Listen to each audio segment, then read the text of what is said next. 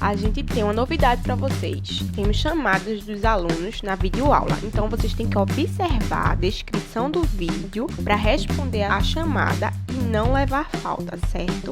Lembrando também, quem não é inscrito, se inscreva no canal da escola e ative as notificações. E se puder, você deixa aí seu like, tá beleza? Olá, pessoal dos primeiros anos. Sou a professora Isabela, então vamos para mais uma aula de Biologia, de Química da Vida.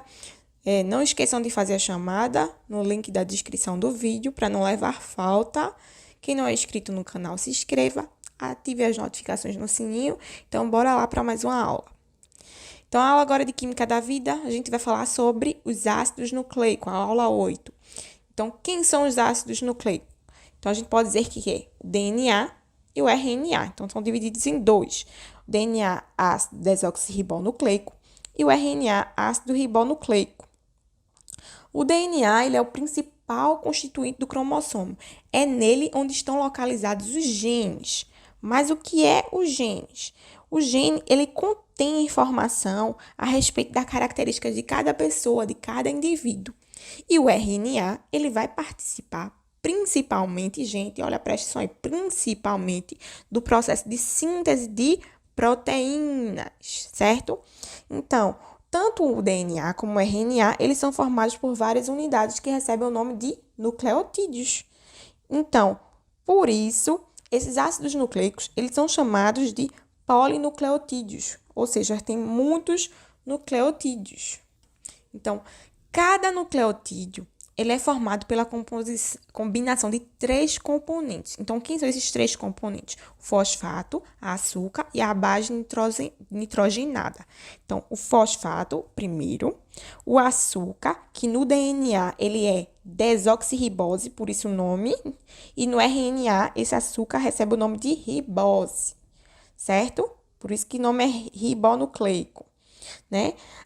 A base nitrogenada, que ela pode ser dividida em púricas, que tem a adenina e a guanina, e pirímidicas, que tem a timina, citosina e a uracila, certo? Então, aí agora a gente está vendo o quadro comparativo desses componentes do DNA e do RNA. Então, a adenina e a guanina e a citosina, elas são comuns às moléculas do DNA e do RNA. Só que a base de timina só ocorre na do DNA e a base da uracila só ocorre na do RNA, como a gente está vendo aí nos quadros comparativos dos ácidos nucleicos, né? Os nucleotídeos, eles são reconhecidos pela base nitrogenadas que faz parte de sua molécula. A ligação entre esses nucleotídeos de uma cadeia se faz sempre entre o açúcar de um nucleotídeo com o fosfato do seguinte. Então, tá certo?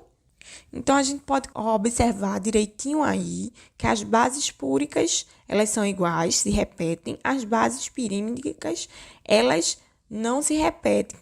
Quando chega aí nessa parte, timina e uracila já muda. E as pentoses, como eu falei, desoxirribose DNA e ribose o RNA. Bom, gente, agora a gente está vendo a representação de um trecho da molécula do RNA e do DNA.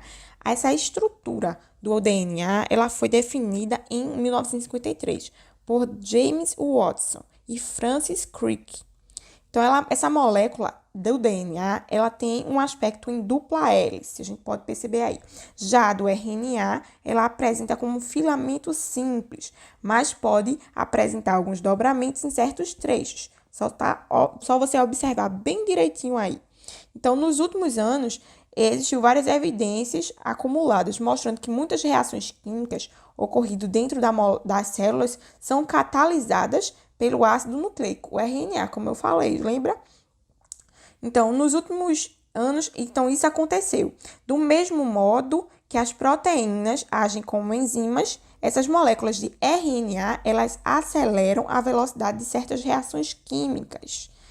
São altamente específicas quanto ao substrato e permanecem quimicamente intactas após cada reação. Por serem moléculas especiais de RNA, com propriedades enzimáticas, elas vão receber o nome de riboenzimas.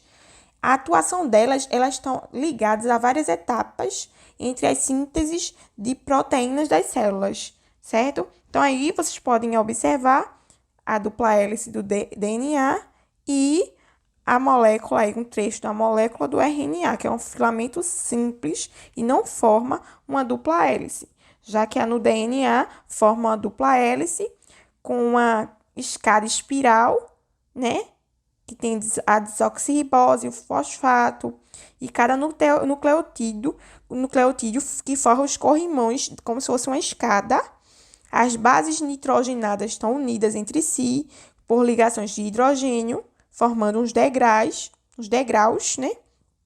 A base adenina sempre se liga a uma timina, a citosina, a guanina, e assim a quantidade de A é igual a de T. E a de C é igual a de G, como vocês estão vendo aí. Porque aí não está totalmente formada aí nessa imagem, mas dá para se ter uma ideia. E no livro de vocês, na página 188, está bem explicadinho que você pode dar uma observada, certo? Então, gente, obrigada. Essa foi mais uma aula de biologia. Fiquem atentos às atividades de vocês nos grupos do WhatsApp. Espero que vocês continuem se cuidando e até a próxima aula. Beijo! Nós da EREM José de Lima Júnior temos preparado aulas exclusivas para você. É super importante que você assista às aulas e faça as atividades.